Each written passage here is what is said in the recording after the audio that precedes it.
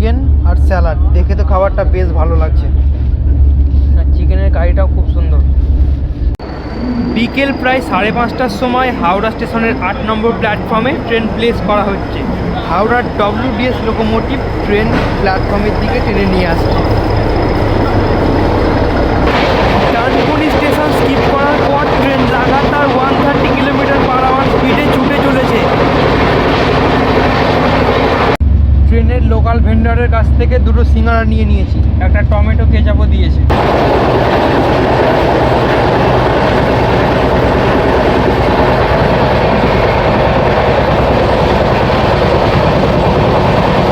ধানবাদকে coal capital of India বলা হয়, আর ধানবাদ ঝাড়খণ্ডের জামশেদপুরের পর দ্বিতীয় জনবহুল শহর। ধানবাদ ইস্ট সেন্ট্রাল রেলওয়ের একটা ডিভিশনাল হেডকোয়ার্টার নিজে। ठीक है, लेकिन लंबी रेस की घोड़ा नहीं। लंबी रेस में तो ऐसा घोड़ा जीतता है जो पहले पीछे पीछे भागता है, और आधी रेस के बाद जब स्पीड पकड़े तो सबको पीछे छोड़ जाता है। হ্যালো এভরিওয়ান, কেমন আছেন সবাই? আমি আপনাদের সামনে রনি, আর আপনারা দেখছেন বাংলার দূরপাল্লার train journey channel Rony the traveller. এখন ঘড়িতে বাজে প্রায় বিকাল 5টা। আমি এই মুহূর্তে দাঁড়িয়ে আছি ভারতের বৃহত্তম এবং ভারতের ব্যস্ততম রেলওয়ে স্টেশন হাওড়া স্টেশনের সামনে। বর্ষার পরন্ত বিকেলে সূর্যের শেষ আলোয় হাওড়া স্টেশন, হাওড়া ব্রিজ অসাধারণ দেখাচ্ছে। আর দিনের যে কোনো সময় হাওড়া স্টেশন আসবেন ঠিক এমনটাই ভিড় চোখে পড়বে। কেউ কেউ সারাদিন পর স্কুল কলেজ অফিস থেকে ক্লান্ত হয়ে বাড়ি ফিরছে, আর কেউ কেউ আমার মতো কোনো দূরপাল্লার ট্রেনের অপেক্ষায় রয়েছে। আজকে আমি হাওড়া থেকে কোথায় যাচ্ছি, কোন ট্রেনে ট্রাভেল করছি, এটা তো আপনারা টাইটেল থাম্বনেল দেখে বুঝেই গেছেন। এ বিষয়ে আমি আপনাদের সাথে বিস্তারিত কথা বলবো, কিন্তু সেটা স্টেশনের বাইরে দাঁড়িয়ে নয়। ট্রেন সম্পর্কে ডিটেলস ইনফরমেশান, ট্রেনের এক্সটেরিয়ার ইন্টেরিয়ার, আমার কোচ, আমার সিট, ট্রেনের লোকোমোটিভ সব কিছু আপনাদের দেখাবো এবং বলবো স্টেশনের ভিতরে গিয়ে। তাহলে চলুন তাড়াতাড়ি স্টেশনের ভিতরে যাওয়া যাক। স্টেশনের বাইরে বেশিক্ষণ দাঁড়িয়ে লাভ নেই, তাড়াতাড়ি স্টেশনের ভিতরে যাই, দেখি আমার ট্রেন কোন প্ল্যাটফর্মে দিয়েছে। চলুন স্টেশনের ভিতরে যাওয়া যাক। এসে গেছি স্টেশনের ভিতরে। এটা হাওড়া স্টেশনের 8 নম্বর প্ল্যাটফর্ম। জেনারেলের লাইনটা দেখুন, ওইখান থেকে পুরো এতটা পর্যন্ত লাইন এসে গেছে। এইমাত্র ট্রেন আসছে স্টেশনে। বিকেল প্রায় 5:30টার সময় হাওড়া স্টেশনের 8 নম্বর প্ল্যাটফর্মে ট্রেন প্লেস করা হচ্ছে। হাওড়ার WDS লোকোমোটিভ ট্রেন প্ল্যাটফর্মের দিকে টেনে নিয়ে আসছে।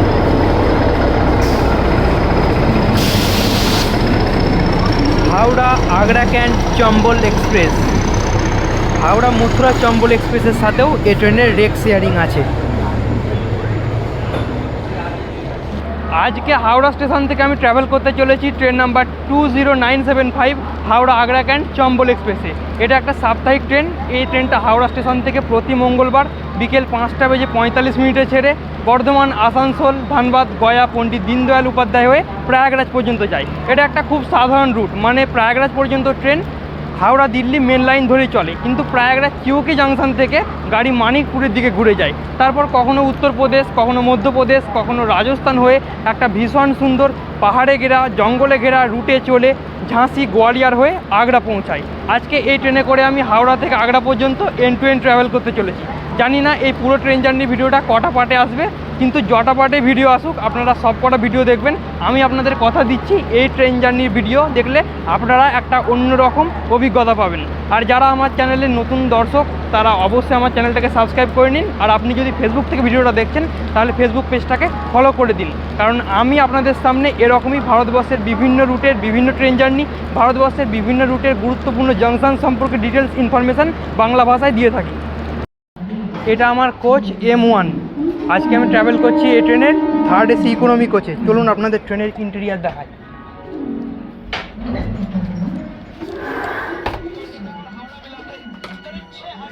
কিছুটা এরকম 3rd AC ইকোনমি কোচের ইন্টেরিয়ার। ভিতরটা হালকা ঠান্ডা হয়ে আছে, সেরকম ঠান্ডা এখনো হয়নি। আর আজকে আমার সিট হচ্ছে 71, সাইড লোয়ার, একেবারে দরজার ধারেই হবে মনে হচ্ছে। এই যে এটা আজকে আমার সিট অ্যালট হয়েছে সাইড লোয়ারে। কিছুটা এরকম 3rd AC ইকোনমির ইন্টেরিয়ার, আর ভিতরটা বেশ পরিষ্কার পরিচ্ছন্নই লাগছে। ব্যাগটা আগে খুলে রাখি। আর একটা জিনিস দেখুন, সাইড লোয়ার আর সামনে যে লোয়ার মিডিল আপারে সিটগুলো থাকে সামনাসামনি নয়, একটু আশেপাশে হয়ে আছে। আর এমনিতে এখানে একটা বোতল হোল্ডার দেওয়া আছে। আজকে ভালো করে সাইড লোয়ারের ইন্টেরিয়ারটাই আপনাদের দেখাই। এটা এমনি করে কিছু খোলে আর বন্ধ করে দেয়। আর এদিকে চার্জিং সকেট দেওয়া আছে, একটা রিডিং ল্যাম্প দেওয়া আছে, লাইটও জ্বলছে, আর একটা ইউএসবি চার্জিংয়েরও অপশন দেওয়া আছে। আর সব সিটের জন্য একটা করে আলাদা আলাদা এসি ভেন্ট দেওয়া আছে, কিন্তু হাওয়া আসছে না এখন। এখন বাজে 5:35। ট্রেন ছাড়তে আর বেশিক্ষণ সময় বেঁচে নেই। আপনাদের সাথে কথা বলবো একেবারে এখান থেকে ডিপারচারে। নির্ধারিত সময় থেকে 1 মিনিট দেরিতে হাওড়া স্টেশন থেকে ছাড়লো train number 20975 Howrah Agra cantt Chambal express.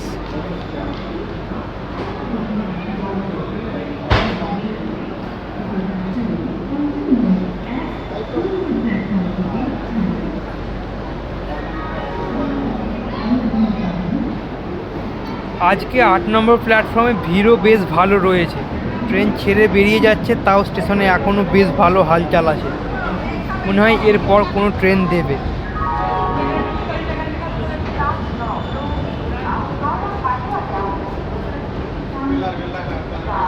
আজকে সকাল থেকেই ওয়েদারটা ভালো ছিল না, মাঝে মাঝে বৃষ্টি পড়ছিল। তবে ভালো খবর হচ্ছে এখন রোদ উঠে গেছে। ট্রেন জার্নির সময় ওয়েদার পরিষ্কার না থাকলে ভালো লাগে না। সানরাইজ সানসেটটা তবে তো এনজয় করা যাবে।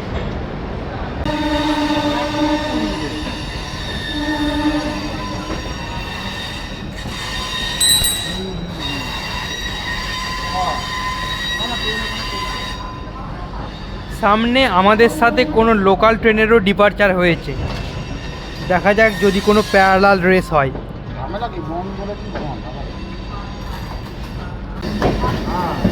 খুব সুন্দর একটা বিকালে ফাইনালি হাওড়া স্টেশন থেকে ট্রেন ছেড়ে বেরিয়ে যাচ্ছে। আর আমি এই লোকাল ট্রেনটার কথাই বলছিলাম, মনে হচ্ছে একটা প্যারালাল রেস আমরা দেখতে পাবো। তবে এমইউ লোকালের সাথে পারা মুশকিল আছে এইটুকু দূরত্বে।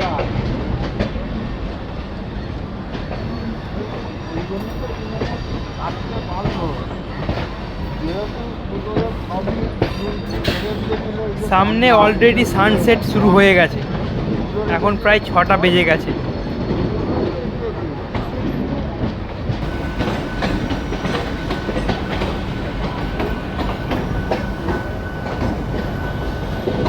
এদিকে এটা হাওড়া ব্যান্ডেল লোকাল। কিছুক্ষণের মধ্যে এটা আমাদের পিছনে ফেলে দ্রুত গতিতে বেরিয়ে যাবে। এমইউ লোকালের অ্যাক্সিলারেশনের কাছে তো হার মানতেই হয় সবসময়।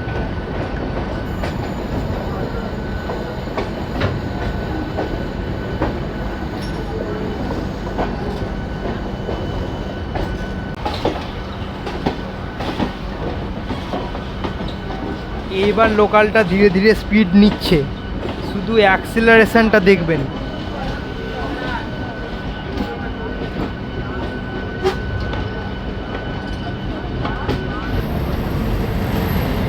এভাবেই এমইউ লোকালের অ্যাক্সিলারেশনের কাছে ছোটোখাটো রেসে সবসময় দূরপাল্লার ট্রেন হেরেই যায়। ठीक है, लेकिन लंबी रेस की घोड़ा नहीं। लंबी रेस में तो ऐसा घोड़ा जीतता है जो पहले पीछे पीछे भागता है और आधी रेस के बाद जब स्पीड पकड़े तो सबको पीछे छोड़ जाता है। এই দুটো লাইনের ক্রেডিট গোজ টু দিবার 1975।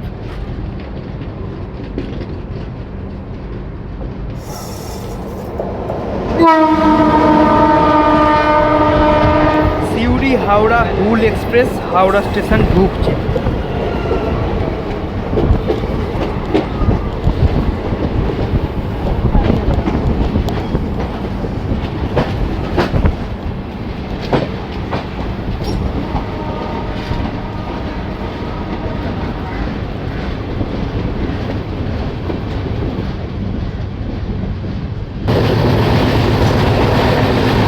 ফাইনালি ট্রেন স্পিড নিয়েছে, সামনে বালি স্টেশন স্কিপ করছে। এখন ট্রেন প্রায় 120 কিলোমিটার প্রতি ঘন্টা স্পিডে কার্ভ নিচ্ছে। দেখুন সামনের দৃশ্যটা।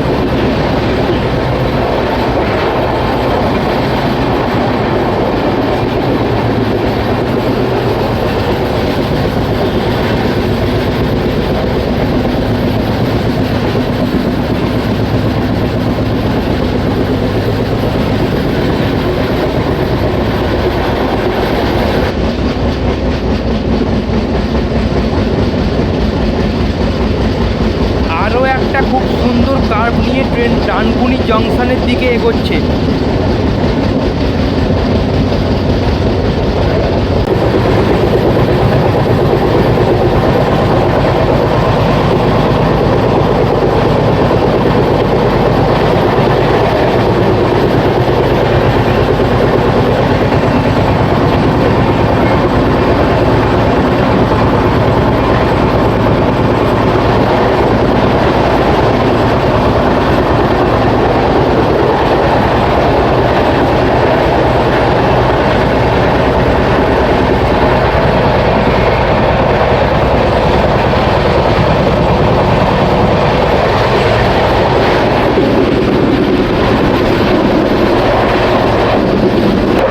ডানকুনি স্টেশন স্কিপ করার পর ট্রেন লাগাতার 130 কিলোমিটার/আওয়ার স্পিডে ছুটে চলেছে।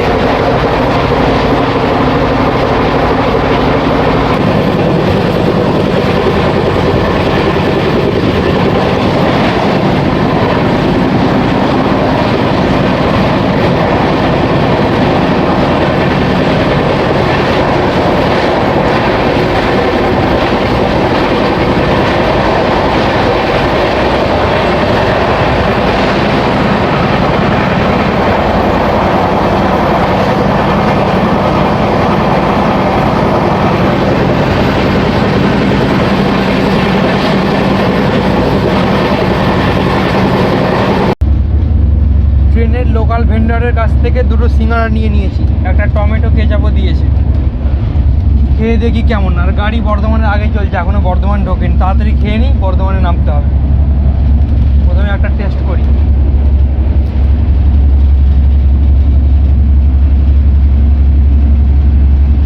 মোটামুটি ভালোই, তবে আলুটা কম দেওয়া আছে ভিতরে।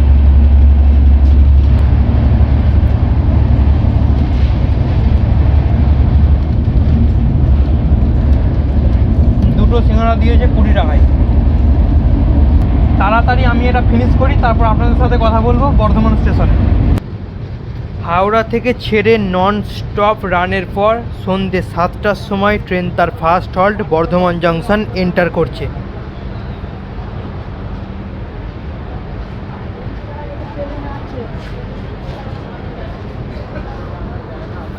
বর্ধমান থেকেও বেশ কিছু প্যাসেঞ্জার ট্রেনে উঠবে।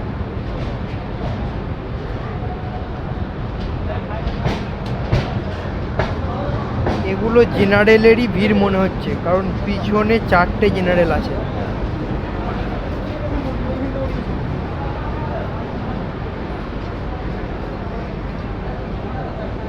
এবার ধীরে ধীরে সব ট্রেনে জেনারেলের সংখ্যা বাড়ানো হচ্ছে। রেলওয়ে নিজের ভুল বুঝতে পেরেছে, সব ট্রেনে জেনারেলের সংখ্যা বাড়ানো হচ্ছে। না হলে আগে সচরাচর ট্রেনে 2টো করে জেনারেল থাকতো, আর অনেক নতুন করে জেনারেল কোচ তৈরিও হচ্ছে।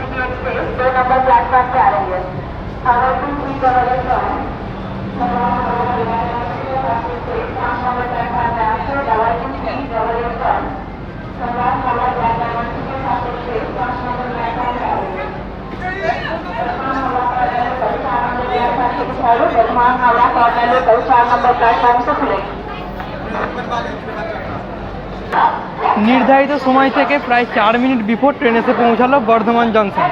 এখানে ট্রেনের 5 মিনিট হল্ট আছে, মানে ট্রেন এখানে বেশ কিছুক্ষণ দাঁড়াবে। বর্ধমানের মিহিদানা সীতাভোগ ফেমাস, যেটা স্টেশনে খুব সহজে পেয়ে যাবেন। এছাড়াও সিঙ্গাড়া, পুরি সবজি, ঝালমুড়ি, বাটার টোস্ট এসব খুব সহজে বর্ধমান স্টেশনে পেয়ে যাবেন। মানে এখানে আপনাদের খাবার দাবারের দিক থেকে কোনো রকম অসুবিধা হবে না। এমনিতে বর্ধমান থেকে কাটোয়ার দিকে একটা লাইন গেছে, তাই বর্ধমান জংশন, আর আমরা এগোবো আসানসোলের দিকে।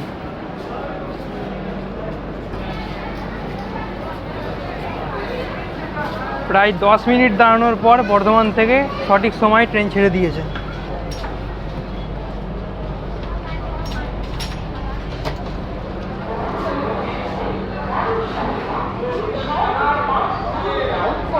হাওড়া লোকাল ভায়া লাইন সন্ধ্যা 7টা থেকে 20 মিনিট। এটা বর্ধমান স্টেশনের 1 নম্বর প্ল্যাটফর্ম। আর এই 1 নম্বর প্ল্যাটফর্মে দিনে যে কোনো সময়ই বেশ ভালো ভিড় চোখে পড়ে, কারণ আপের ট্রেনগুলো পরপর 1 নম্বর প্ল্যাটফর্মেই দেয় বেশিরভাগ, কখনো কখনো 2-এও দেয়।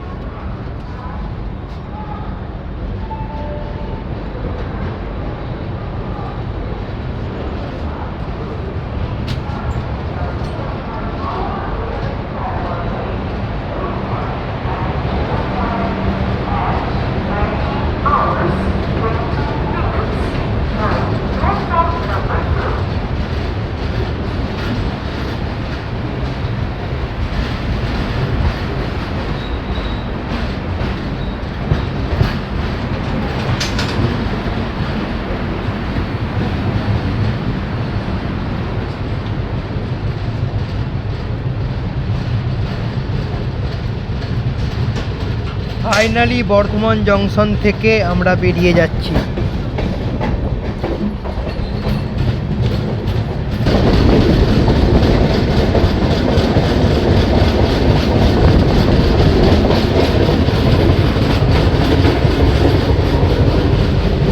বর্ধমান থেকে ট্রেন ছেড়ে দিয়েছে, রাতের অন্ধকারে তেমন কিছু দেখানোর নেই।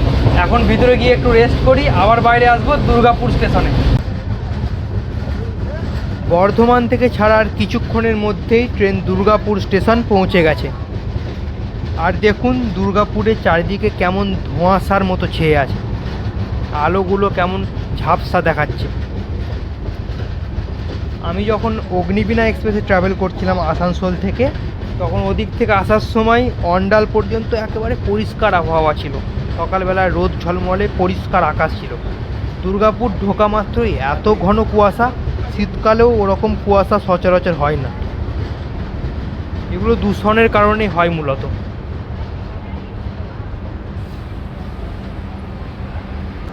অলরাইট, নির্ধারিত সময় থেকে 4 মিনিট বিফোর সন্ধ্যে 7:50 ট্রেন এসে পৌঁছালো দুর্গাপুর। দুর্গাপুর পশ্চিমবঙ্গের একটা মেজর ইন্ডাস্ট্রিয়াল সিটি, আর দুর্গাপুর ফেমাস লৌহ ইস্পাত শিল্পের জন্য। আর যদি আমি এই ট্রেনের ভাড়ার ব্যাপারে কিছু বলি, তাহলে হাওড়া থেকে আগ্রা ক্যান্ট পর্যন্ত এন্ড টু এন্ড ট্রাভেল করার জন্য এই ট্রেনের জেনারেলের ভাড়া 365 টাকা, স্লিপারের ভাড়া 630 টাকা, এসি 3 টিয়ারের ভাড়া ওই 1650 আশেপাশে, এসি 3 টিয়ার ইকোনমির ভাড়া 1550 আশেপাশে, আর এসি 2 টিয়ারের ভাড়া ওই 2450 এরকম। আর 2 টিয়ারই এই ট্রেনের হাইয়েস্ট ক্লাস, তার থেকে কোনো আপার ক্লাস এই ট্রেনে লাগে না। এখানে বেশ কিছুক্ষণ ট্রেন দাঁড়াবে, এখান থেকে ডিপারচারে আপনাদের সাথে কথা বলছি আবার। কিছুক্ষণ দাঁড়ানোর পর দুর্গাপুর থেকেও ট্রেন ছেড়ে দিয়েছে।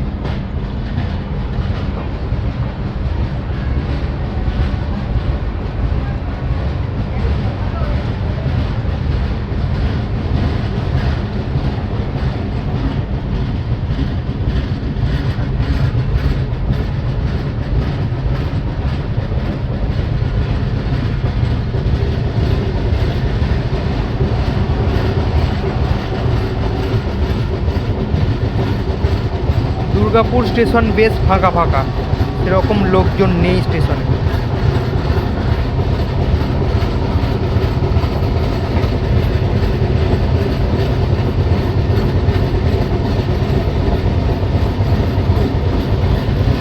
দুর্গাপুর স্টেশন থেকে ট্রেন ছেড়ে বেরিয়ে যাচ্ছে। আমাদের নেক্সট হল্ট হতে চলেছে আসানসোল জংশন।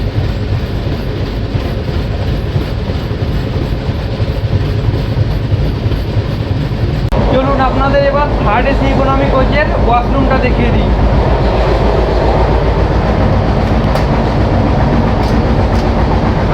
এটা কিছুটা এরকমভাবে খোলে দরজাটা, সেই পুরনো দিনের ফার্স্ট এসির কোচের মতো। লকটা একটা এখানে, একটা এখানে। এটা ওয়েস্টার্ন স্টাইল, বেশ পরিষ্কার পরিচ্ছন্ন। এখানে ফ্ল্যাশ আছে, এখানে জেট স্প্রে আছে, আর এটা একটা ধরার জায়গা আছে, হোল্ডার আছে, এদিকে হুক রাখা আছে।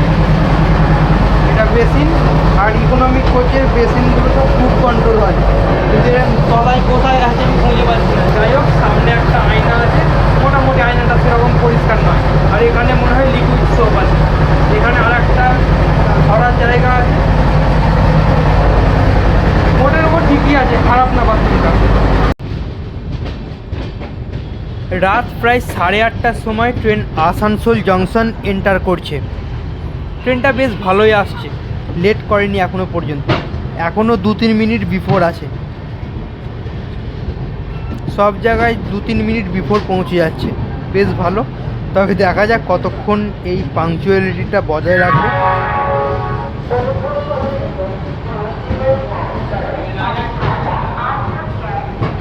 আর এই চম্বল এক্সপ্রেস বেশিরভাগ দিনই আগ্রা অন টাইমই পৌঁছে যায়, লেট করে না সেরকম।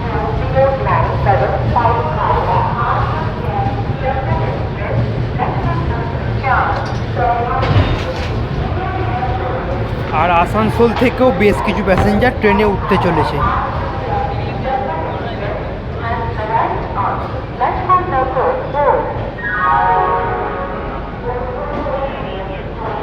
অলরাইট, নির্ধারিত সময় থেকে 2 মিনিট বিফোর ট্রেন এসে পৌঁছালো আসানসোল জংশন। আসানসোল পশ্চিমবঙ্গের দ্বিতীয় বৃহত্তম শহর, আর আসানসোল এই রুটের ভীষণ গুরুত্বপূর্ণ জংশন। এখান থেকে একটা লাইন পাটনার দিকে গেছে, এখান থেকে একটা লাইন টাটানগরের দিকে গেছে, আর আমরা এগোবো ধানবাদের দিকে। আসানসোল থেকে আমি অনলাইন ফুড অর্ডার করেছিলাম, দিয়ে গেল। ট্রেন আসানসোল থেকে ছাড়ুক, তারপর খাবারটা খাবো। 2 মিনিট বিফোর এসেছে, কিছুক্ষণ দাঁড়াবে এখানে।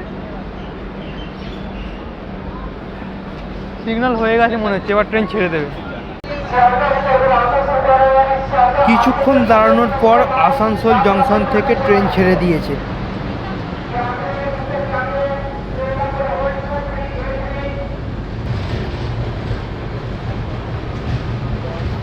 প্ল্যাটফর্ম একেবারে ফাঁকা হয়ে গেছে, লোকজন সব উঠে গেছে ট্রেনে। ট্রেন যখন ঢুকছিল স্টেশনে তখন বেশ ভালো ভিড় ছিল, মানে আসানসোল থেকেও বেশ ভালোই প্যাসেঞ্জার ট্রেন বোর্ড করেছে।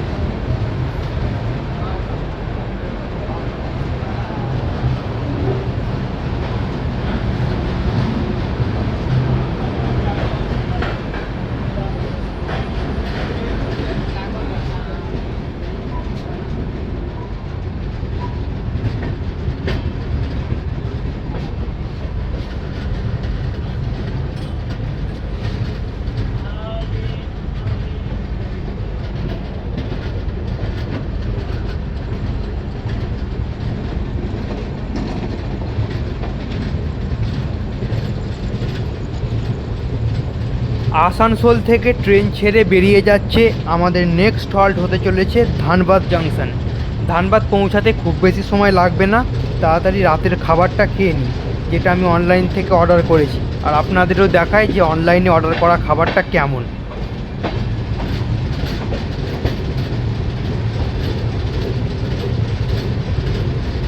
আসানসোল থেকে অনলাইনে খাবার অর্ডার করেছিলাম, রুটি, চিকেন আর স্যালাড। দেখে তো খাবারটা বেশ ভালো লাগছে, আর চিকেনের কারিটাও খুব সুন্দর। এবার টেস্ট করে বলবো খাবারটা কেমন। রুটিগুলো তবে গরম নয়, ঠান্ডা।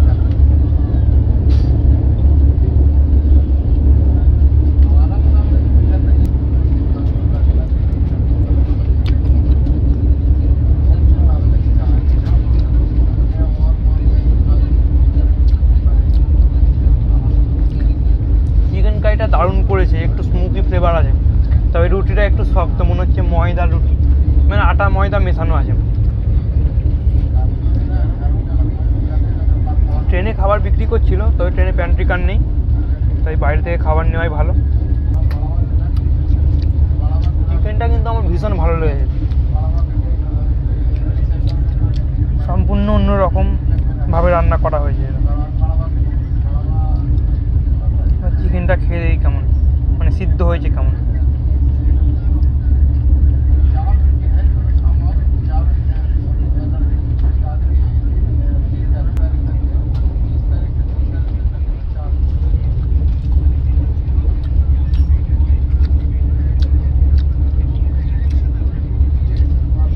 হেবি সুন্দর চিকেনটা খেতে,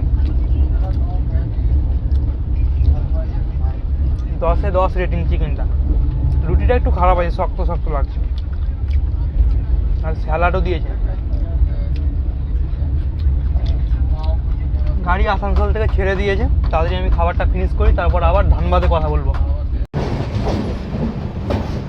আমার খাবার খাওয়া কমপ্লিট, আর ট্রেনও ধানবাদ জংশন পৌঁছে গেছে।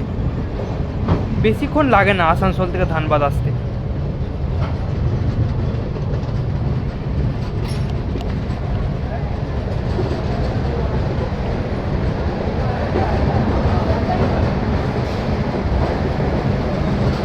এখন প্রায় 10টা 15 বাজে। ট্রেন মোটামুটি অন টাইমই আছে, ওই 1-2 মিনিট লেট করেছে এখানে আসতে আসতে।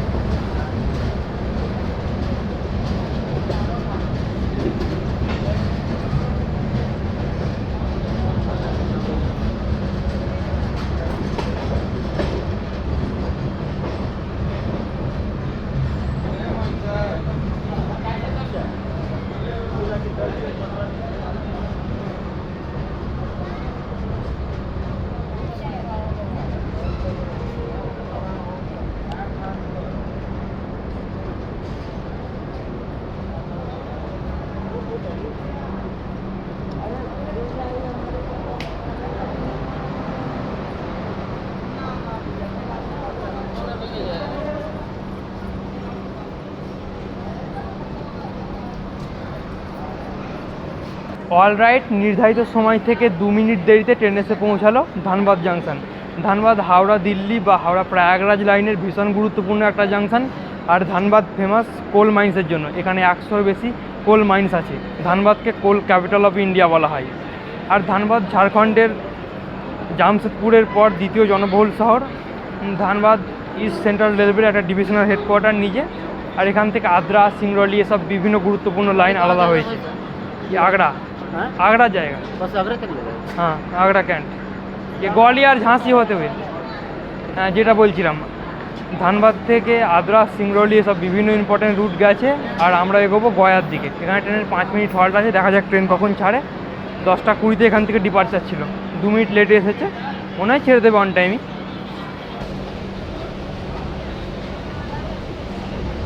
বেশ কিছুক্ষণ দাঁড়িয়ে থাকার পর ফাইনালি ধানবাদ থেকে আমাদের ডিপার্চার হয়ে গেছে। আর এখান থেকে যেতে যেতে ট্রেন প্রায় 15 মিনিট লেট করে গেছে। মনে হয় রাতে মেকআপ করে দেবে, দেখা যাক কি হয়।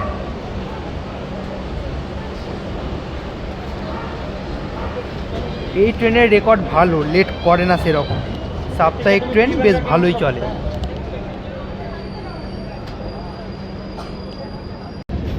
অবশেষে ধানবাদ থেকে বিদায় নিচ্ছি। আর আসার সময় আমি ধানবাদ হয়ে আসবো না, ওই জার্নিটা হবে ভায়া পাটনা, ভাগলপুর। আপনারা চ্যানেলে অবশ্যই জুড়ে থাকবেন আরও ইন্টারেস্টিং ভিডিও দেখার জন্য।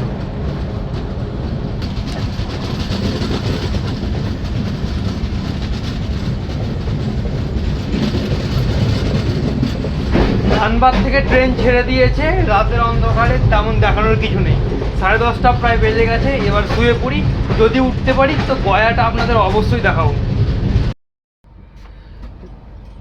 কোচে সব প্যাসেঞ্জার লাইট আপ করে শুয়ে পড়ছে, এবার আমিও শুয়ে পড়বো। একটা বালিশ দিয়েছে, মোটামুটি বালিশটা খুব একটা, কভারটা খুব একটা ভালো নয়, পরিষ্কার নয়। ব্ল্যাঙ্কেটটা মোটামুটি ভালো। আর এতে 2টো চাদর থাকবে।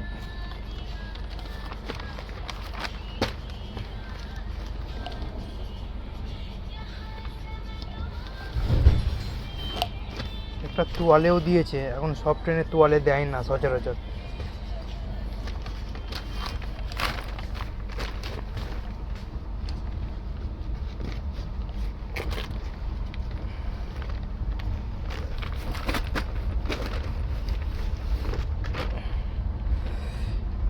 এই চাদরগুলো পরিষ্কারই আছে, কাঁচা।